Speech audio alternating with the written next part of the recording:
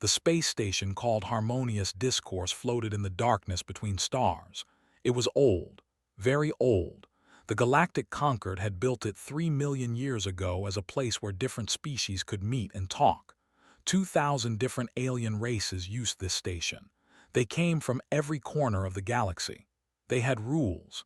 They had systems. They believed they understood everything about life in the universe. They were wrong. High Analyst Eth stood at the observation window and watched the strange ship approach.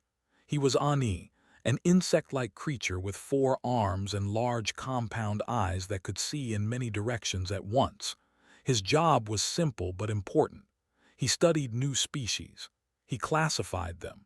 He decided where they belonged in the great order of things. The Concord had categories for every type of creature. Grazers were peaceful plant-eaters. Scavengers fed on the dead. Ambush predators hid and attacked with sudden violence. Pack hunters worked together to bring down prey. And then there were apex predators, the most dangerous of all. Only 7 species in all of history had earned that terrible title. All 7 were now dead or locked away on prison worlds. The galaxy was safer without them. The approaching ship was small and crude. Its metal hull showed signs of rough welding. Its engines burned with an inefficient orange glow. Eth felt a small wave of pity. Whatever species built this vessel, they were clearly primitive. They would need help. They would need guidance. The ship was called the Perseverance. The species inside called themselves humans. Eth met them in the greeting chamber. There were 5 of them, wearing simple cloth uniforms. They walked on 2 legs and had 2 arms. Their skin came in different shades of brown and pink. They had hair on their heads and small eyes that faced forward. Forward-facing eyes usually meant a predator of some kind, but these creatures were so small and soft that Eth dismissed the concern. The leader of the humans was a female called Sarah. She smiled when she saw Eth. This facial expression, he later learned, was meant to show friendship, but it also showed teeth, many teeth. "Thank you for receiving us," Sarah said through the translation device. "We come in peace. We hope to learn from the Galactic Concord and share what we know in return." Eth made the gesture of welcome. "You are most fortunate. The Concord welcomes all developing species. We will help you find your proper place among the stars." He meant this kindly. He did not notice the brief flash of something hard in Sarah's eyes. The evaluation process took several days. Eth and his team performed many tests. They examined human bodies and found them strange. The humans had no claws, no armor, no venom. Their senses were poor compared to most species. They could not see in the dark. They could not hear high sounds. They could not smell danger from far away.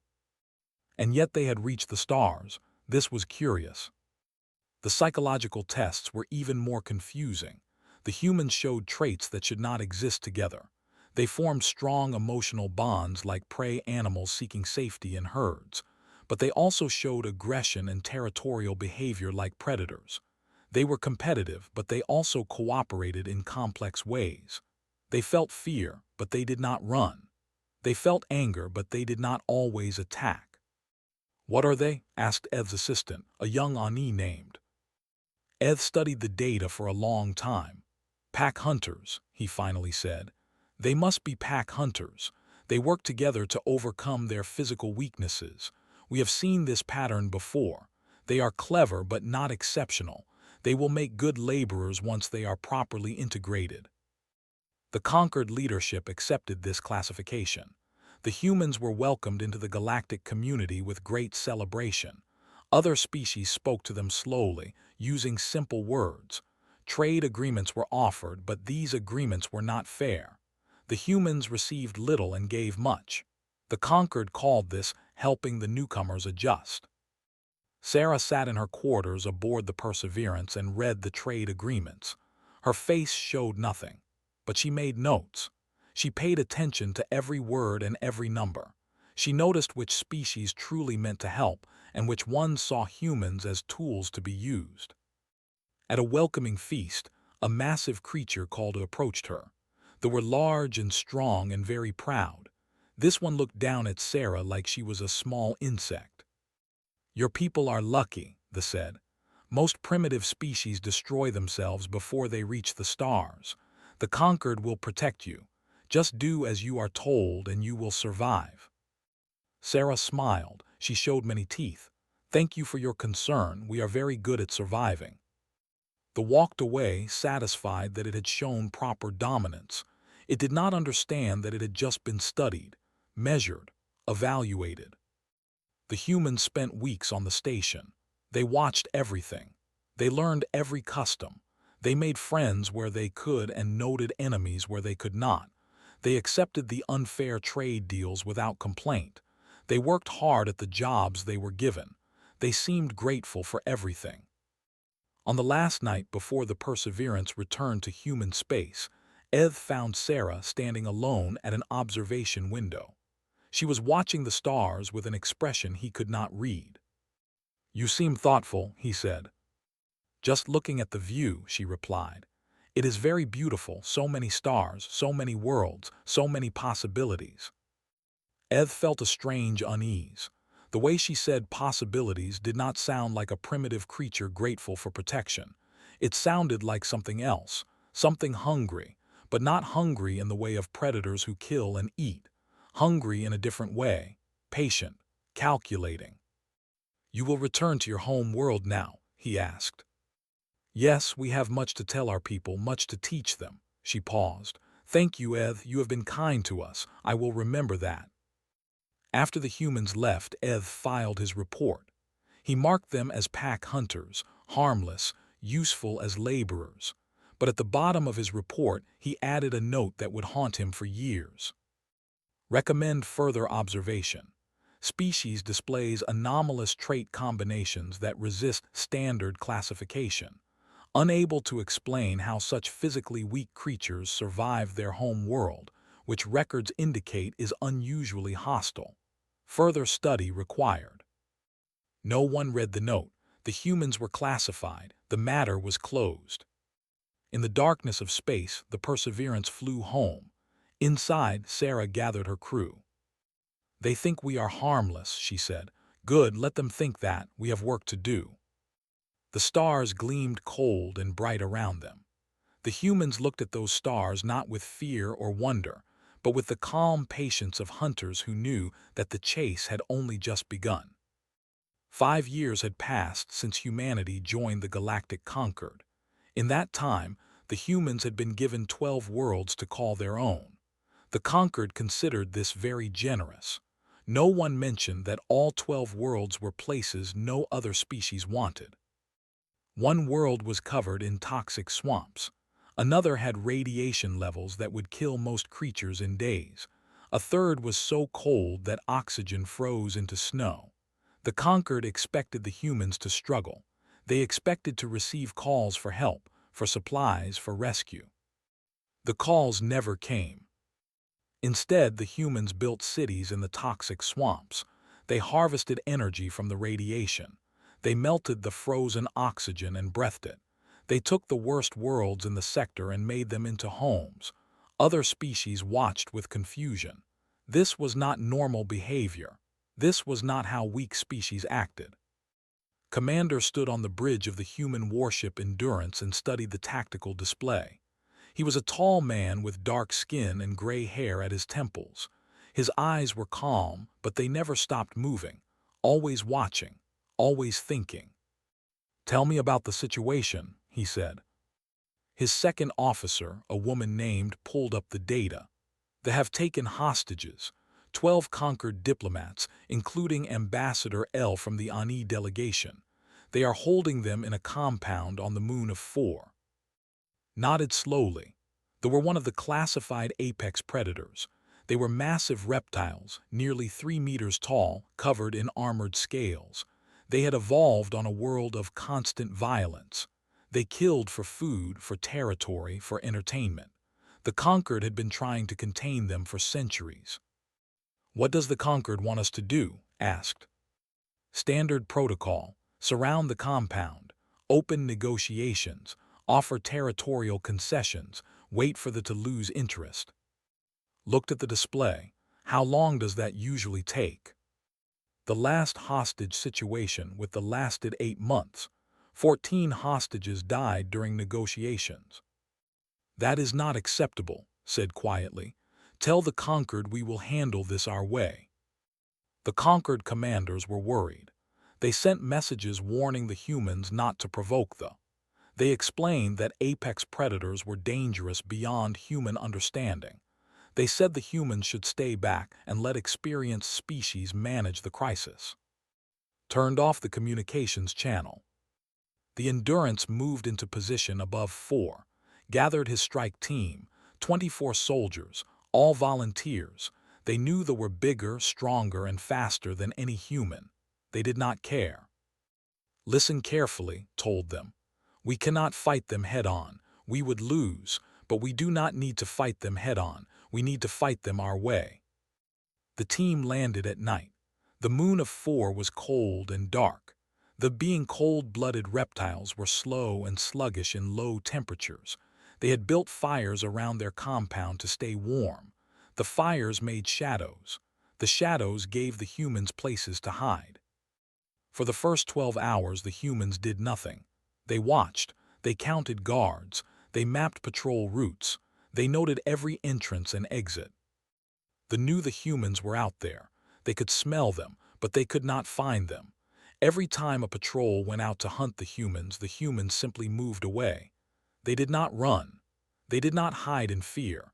They just moved, calm and quiet, always staying beyond reach. On the second night, the sounds began. Strange noises echoed across the cold landscape. Music, drums, voices speaking in languages they could not understand. Lights flickered in the distance, appearing and disappearing. They sent warriors to investigate. The warriors found nothing. When they returned to the compound, they found that supplies had been moved. Water containers were empty. Weapons had been relocated. Nothing was missing. Nothing was damaged, but everything was wrong. They did not sleep that night. Every sound made them jump. Every shadow seemed to hide danger. Their great strength meant nothing against an enemy they could not catch. On the third day, the humans attacked, but it was not the wild charge they expected. The humans came from 6 directions at once. They used smoke and noise to create confusion. They targeted the generators first, plunging the compound into darkness. They had excellent night vision, but so did human technology. The battle lasted 17 minutes. When it was over, 11 were dead. 23 were captured. All 12 hostages were recovered alive. Not a single human was killed. A conquered observer ship had recorded everything. The footage spread across the galaxy within hours. Species that had dismissed humans as harmless laborers watched in shock. They were apex predators. They had never been defeated so completely, so efficiently, so quickly. High Analyst Eth received a summons from the conquered Security Council. He had not thought about the humans in years. They were pack hunters. They were laborers. They were nothing special.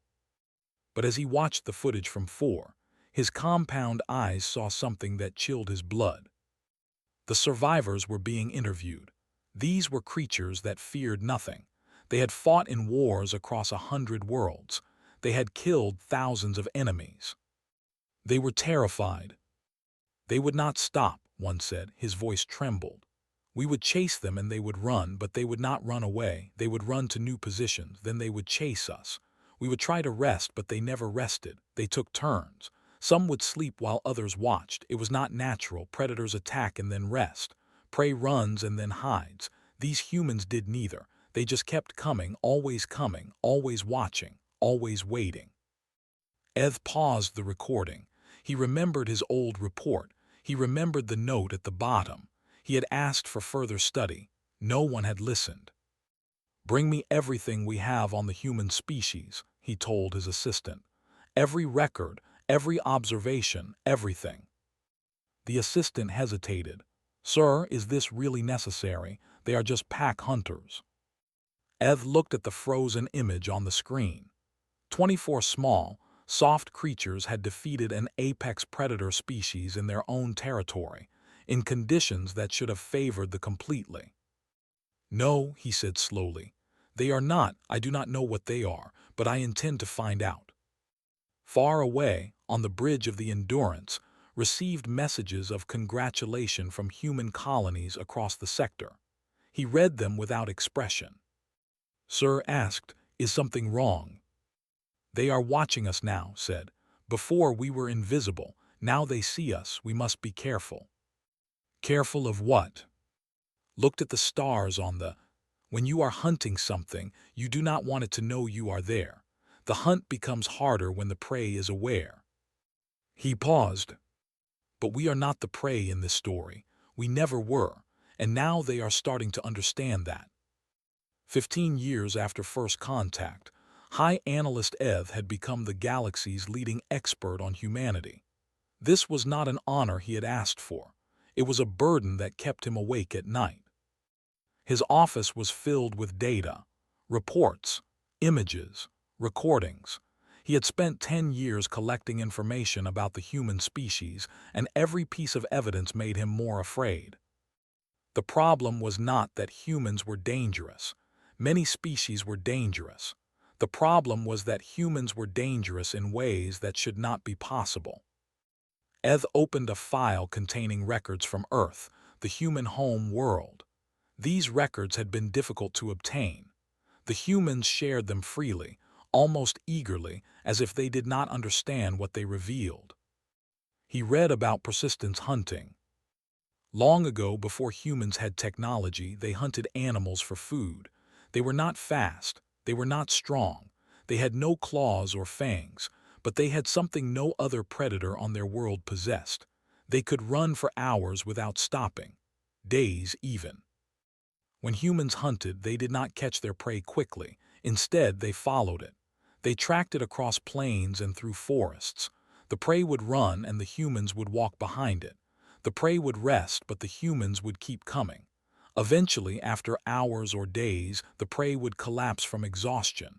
Then the humans would kill it. This was terrifying to Eth.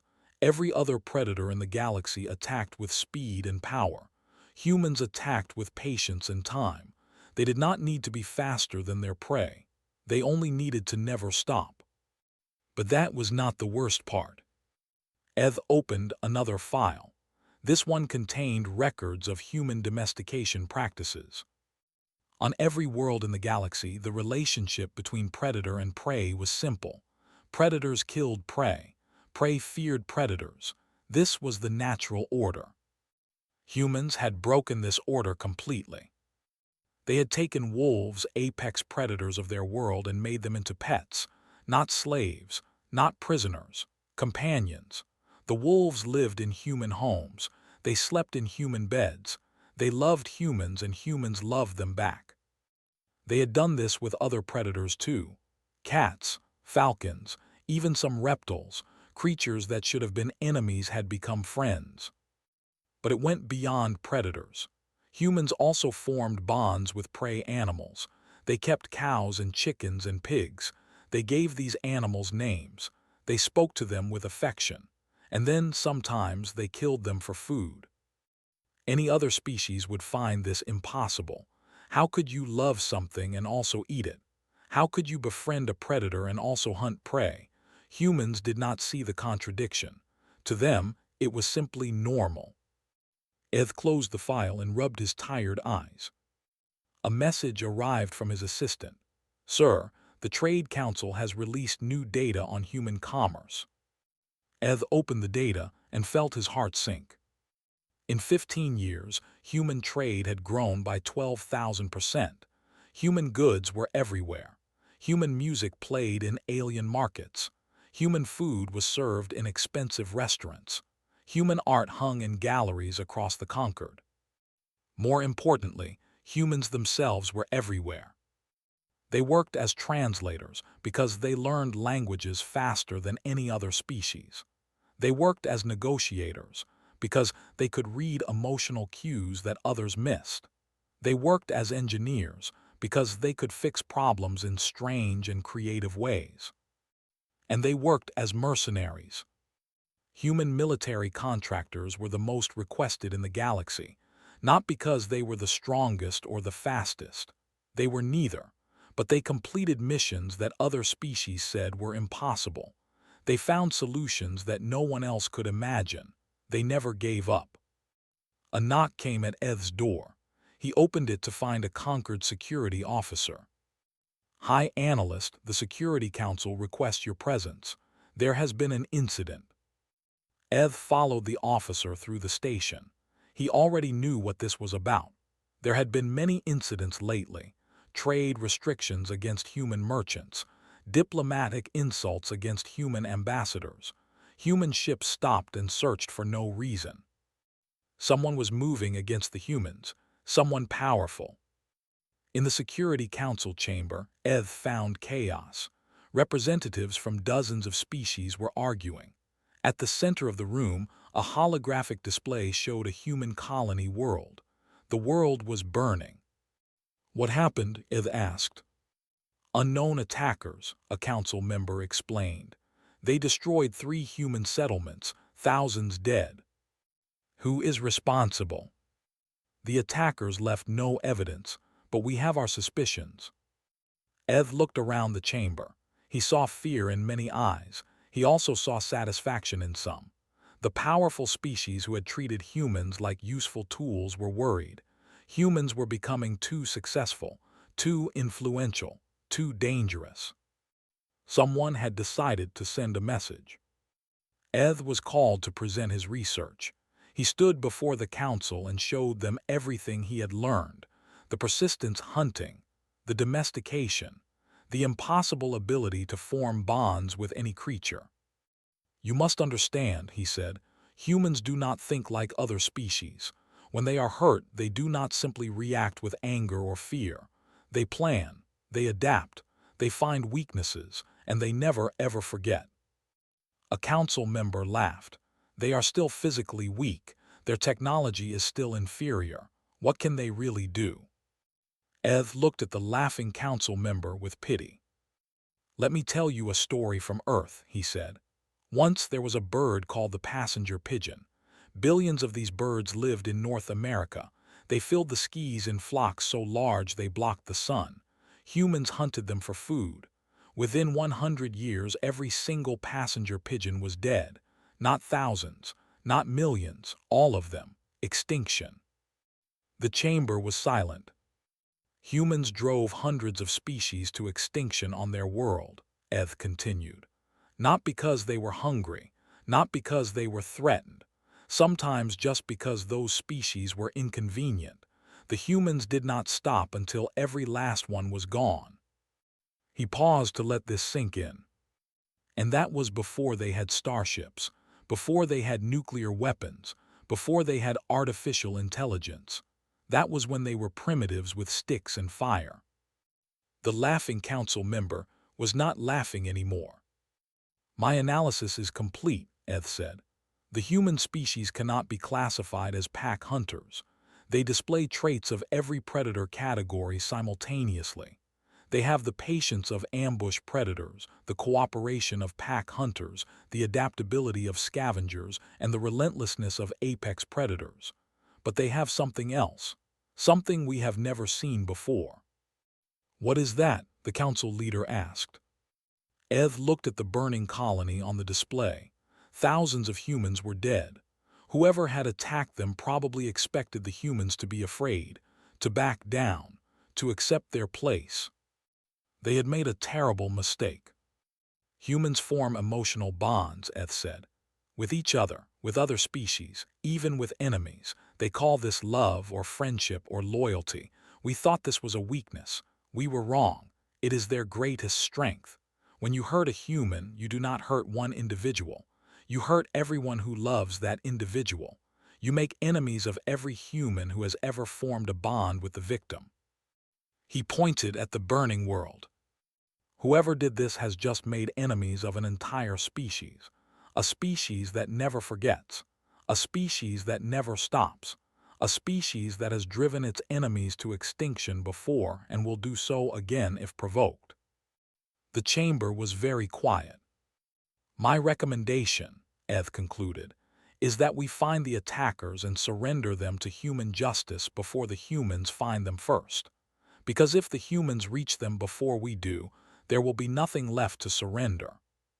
Far away in human space, messages flew between colonies. Grieving families comforted each other. Memorial services were planned. Tears were shed. But in quiet rooms away from the cameras, human leaders were meeting. They spoke in low voices. They shared information. They made plans. They did not speak of revenge.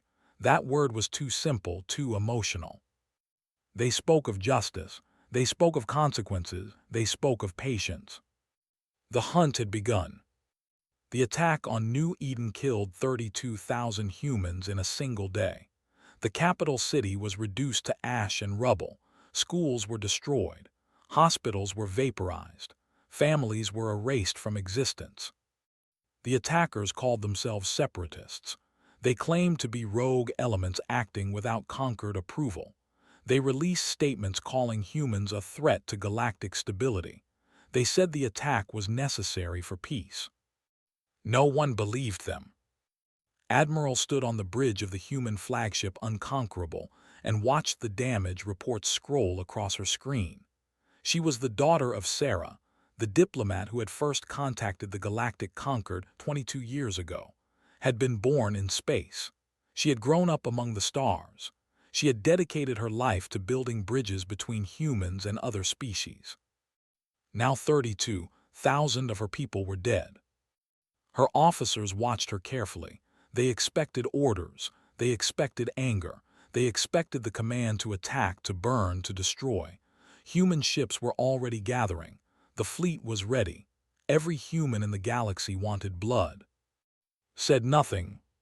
For 3 days she said nothing. She read reports. She studied data. She made calls to human colonies across the sector. She spoke with allies, both human and alien. She listened more than she talked. On the 4th day, she called a meeting of her senior staff.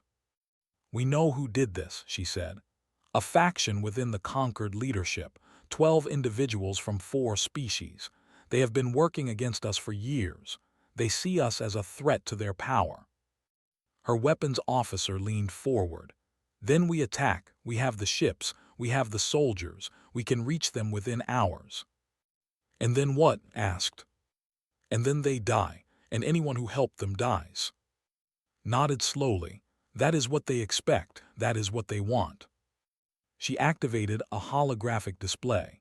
It showed the disposition of conquered forces throughout the sector. "Look carefully," she said. 300 warships are positioned along our borders. They are not labeled as hostile. They are officially there for peacekeeping purposes. But their weapons are armed. Their shields are raised. They are waiting for us to attack first. Understanding dawned in the eyes of her officers. "It is a trap," continued. "We attack the conspirators and suddenly we are the aggressors. The conquered will have justification to move against us. They will destroy our colonies. They will enslave our people. They will call it justice." "So we do nothing," her weapons officer demanded. "We let them murder our children and do nothing." "I did not say we do nothing." His voice was cold. "I said we do not attack. There is a difference." Over the next week, humans across the galaxy began to move. But they did not move toward conquered space. They moved away from it. Human merchants closed their shops in alien markets. Human translators resigned from their positions. Human doctors left their clinics. Human engineers abandoned their projects. Quietly, without drama, humans began returning home. At first, the conquered barely noticed. Humans were a small part of the galactic economy. Their departure was inconvenient but not critical. Then the problems began. A translation error caused a trade dispute between 2 major species. Without human mediators, the dispute escalated into a minor war. 3 colony worlds burned before peace was restored. A power station failed in a conquered core system. The alien engineers could not fix it. They had relied on human contractors for years. They had forgotten how to solve problems themselves. The The station went dark for 6 days. A diplomatic summit collapsed when the attending species could not understand each other. Human translators had been the invisible glue holding conversations together. Without them, ancient enemies remembered why they hated each other. The conquered had not realized how deeply humans had woven themselves into galactic society. They had seen humans as laborers, as tools, as useful primitives. They had not noticed that humans had become essential. Then the evidence was released. It appeared simultaneously on every communication network in the galaxy. Financial records showing payments from conquered officials to the attackers. Communication logs planning the assault on New Eden. Testimony from who had witnessed the conspiracy being formed. The evidence was undeniable. It was comprehensive. It was devastating. The conquered fractured. Species that had grown to depend on human trade demanded justice. Species that had formed friendships with humans demanded punishment for the killers. Species that had watched humans work alongside them for 2 decades could not believe their governments had sanctioned such an attack. The 12 conspirators found themselves isolated. Their allies abandoned them, their supporters ever knowing them. They retreated to their home worlds and surrounded themselves with guards. It was not enough. Human agents had spent years building relationships across the galaxy. They had made friends in every species. Some of those friends worked in government. Some worked in security. Some worked in places where secrets were kept. The conspirators woke one night to find their personal files displayed on screens across their own homes. Their private conversations played on public broadcasts. Their hidden bank accounts were revealed to their citizens. They had nowhere to hide. Every secret they possessed was now known. Every ally they had was now afraid to help them. And still, the humans did not attack. Admiral appeared on galactic broadcasts. Her face was calm. Her voice was steady. She showed no anger, no hatred, no desire for revenge. The Galactic Conquered has 3 cycles to surrender those responsible for the attack on New Eden, she said. We do not ask for war. We do not seek destruction.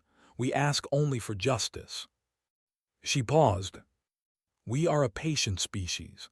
Our ancestors chased prey across continents. They followed their targets for days, for weeks, for as long as it took. We have not forgotten how to wait, but our patience has limits. A conquered representative challenged her. And if we do not surrender them, what then? You will attack us. Smiled, it was not a warm smile. We will not attack you. We will simply continue to withdraw. Every human in conquered space will come home. Every human service will end. Every human partnership will dissolve. And you will remember what it was like before we came, when you could not understand each other, when you could not solve your own problems, when you were alone. The representative sputtered, that is blackmail. No, said, blackmail is threatening harm. We are threatening only to leave you alone. If our presence has no value, then our absence should cause no concern. She leaned forward. 3 cycles, choose wisely. The conquered leadership met in emergency session. They debated for hours. Some wanted to call the human bluff. Some wanted to surrender the conspirators immediately. Some wanted to attack while they still could. In the end, they chose survival. On the 3rd day, the 12 conspirators were delivered to a neutral station. They were tried before a conquered tribunal, not a human court.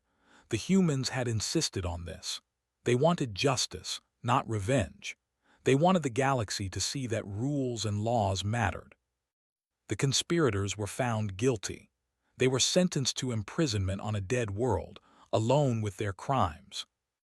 And humanity, which had shown the galaxy what it meant to be hunted, quietly returned to work. The shops reopened. The translators went back to their posts. The engineers picked up their tools. Nothing had changed. Everything had changed. Admiral stood at the window of her flagship and watched the stars. What are you thinking? Her first officer asked. I am thinking about my mother, said. 22 years ago, she stood on a conquered station and let them think we were harmless. She played their game. She accepted their rules. She waited. And now they know we are not harmless, but they also know we are not monsters. We could have burned their worlds.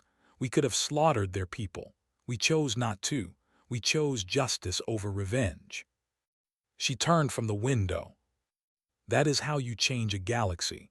Not through war, but through example. Not through fear, but through trust. My mother understood that. I am only following her path. Far away, on a dozen different worlds, aliens looked at their human neighbors with new eyes. These small, soft creatures had faced an enemy that tried to destroy them. They had responded not with blind rage, but with cold precision. They had won not through violence, but through patience. The hunt was over, but the lesson would never be forgotten. The 3 cycles expired on a quiet morning. The conspirators had been surrendered, tried, and imprisoned. The immediate crisis was over, but the galaxy had been changed forever. High Analyst Eth stood before the grand assembly of the Galactic Conquered. He was very old now. His chitin had faded to a pale gray. His compound eyes did not see as clearly as they once had, but his mind was still sharp and his voice was still strong. Around him sat representatives from 2,000 species. They had gathered to hear his final analysis. They had gathered to learn the truth about humanity. I have studied humans for 30 years, Eth began. I have read their history. I have observed their behavior. I have tried to understand how a species so physically weak could become so influential. He paused to look around the chamber. When I first met humans, I classified them as pack hunters. This was wrong. When they defeated I reclassified them as an unknown type of apex predator. This was also wrong. A murmur ran through the assembly. Humans are not predators in any way we understand. They are something new, something we have never encountered in 3 million years of galactic history. He activated a holographic display. Images appeared showing humans across the galaxy, humans working with aliens, humans sharing meals with species that should have been enemies, humans teaching alien children, humans learning from alien elders. Look at these images, Eth said. What do you see? A representative spoke. I see humans infiltrating our society. No, Eth said. You see humans joining our society. There is a difference. Infiltrators hide who they are. Humans do not hide. They share their music, their food, their stories. They learn our languages and teach us theirs. They make friends. He emphasized the last word. This is what makes them dangerous. Not their endurance, though that is remarkable. Not their adaptability, though that is unmatched. Not their creativity, though that has surprised us many times. What makes humans truly dangerous is their ability to form bonds. The chamber was silent. Consider Eth continued. For centuries they were our enemies. They raided our colonies. They killed our people. We could not defeat them, only contain them. He changed the display. It now showed an human standing together. After the hostage rescue 20 years ago, they requested a meeting with human leaders. We were shocked. They do not negotiate. They do not make alliances. They are apex predators who respect only strength. He let this sink in. But they had seen something in the humans, not just strength, something else. The leader said, and I quote, "These humans hunt like we do. They do not stop. They do not surrender, but they also do not hate. After they defeated us, they treated our wounded. They offered our survivors food and water. We have never seen a predator show mercy." The display changed again. It showed the fighting alongside humans during the New Eden crisis. They are now humanity's closest military allies. This should be impossible. Apex predators do not form alliances, but humans made it possible because they did something unprecedented. They defeated an enemy and then befriended them. Eth moved to the center of the chamber. This is the pattern I have observed again and again. Humans do not simply conquer or defeat. They connect. They build relationships. They create networks of friendship and loyalty that span species and cultures. A Ani representative raised a hand. You speak of friendship as if it were a weapon. That seems exaggerated. Eth shook his head. It is not a weapon. It is something more powerful. Weapons can be defended against. Friendship cannot. When a human makes a true friend of another species, that friend becomes part of a network. That network shares information, resources, and support. Over time, the network grows. It becomes impossible to separate humans from the species they have befriended. He displayed a map of the galaxy. Human connections were marked in blue. The blue lines spread across the map like veins, connecting hundreds of worlds and thousands of species. Look at this map. Look at how far human influence has spread in just 30 years. Not through conquest, not through trade alone, through friendship, through genuine connection. The assembly stared at the map in silence. This is why we cannot contain humans the way we contained the, Eth said. They were pure predators. They only destroyed. Humans do something far more subtle. They make themselves needed. They make themselves loved. And once that happens, removing them would tear apart the fabric of galactic society. He turned to face the assembly directly. Let me be clear about what I am saying. Humans are not going to conquer the galaxy. They do not need to. In another 100 years, perhaps 200, every species in this assembly will count humans among their closest friends. Human ideas will shape our cultures. Human values will influence our laws. Human art will fill our galleries. And we will not resist any of this because we will not want to resist. We will embrace it because humans will have made us genuinely care about them. He paused for the final time. The true apex predator is not the one that inspires the most fear. It is the one that makes you forget you were supposed to be afraid at all. Humans are that predator. They are not hunting us. They are befriending us. And by the time we realize what has happened, we will love them too much to care. The assembly was silent for a long moment. Then, slowly, the representatives began to talk among themselves. Some were disturbed. Some were thoughtful. Some were already looking at their human colleagues with new eyes. Ev left the chamber. He was tired. His work was done. He had spent 30 years trying to understand humans, and now he finally did. The knowledge brought him no peace. A young human was waiting for him outside the assembly hall. She was a diplomat named Maya, assigned to the Ani delegation. Ev had known her for 5 years. She had helped him with his research. She had brought him food when he worked too late. She had listened to his worries and offered comfort. She was his friend. How did it go? Maya asked. Ev looked at her. This small, soft creature who had shown him more kindness than most members of his own species. This human who remembered his birthday and asked about his family and genuinely cared about his well-being. It went well, he said. I told them the truth. What truth? Ev made a sound that was the Ani equivalent of a laugh.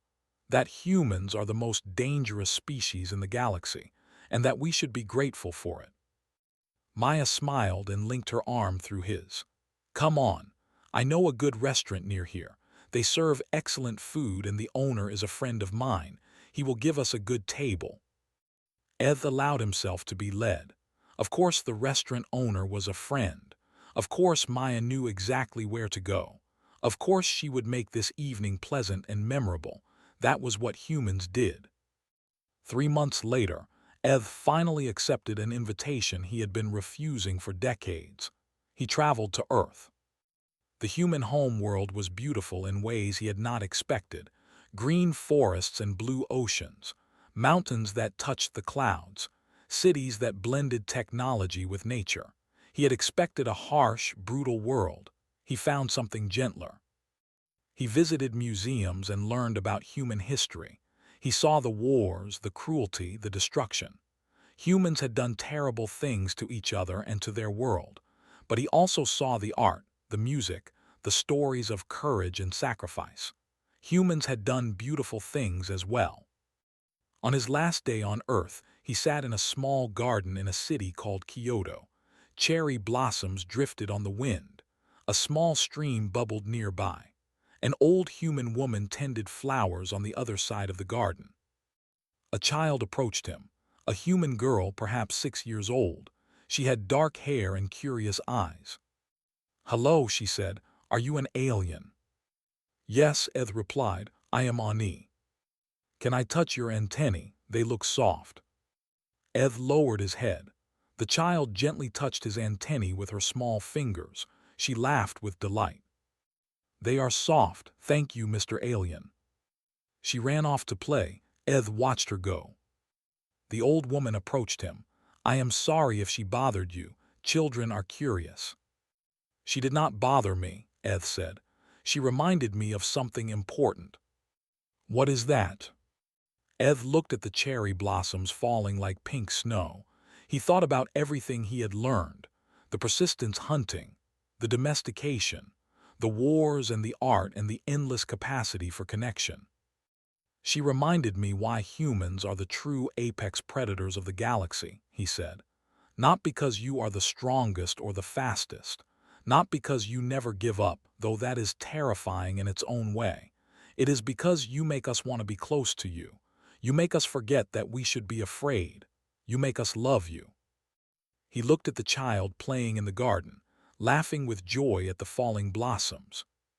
"And that," he said quietly, "is the most powerful thing in the universe." The old woman smiled and offered him tea. He accepted. The cherry blossoms continued to fall. Somewhere among the stars, humanity continued to grow. They built new colonies. They made new friends. They solved problems and created art and loved and laughed and cried. They were not perfect. They made mistakes. They sometimes hurt each other and themselves. But they never stopped reaching out. They never stopped building bridges. They never stopped turning enemies into allies and strangers into friends. And the galaxy, slowly but surely, learned to love them for it. The end.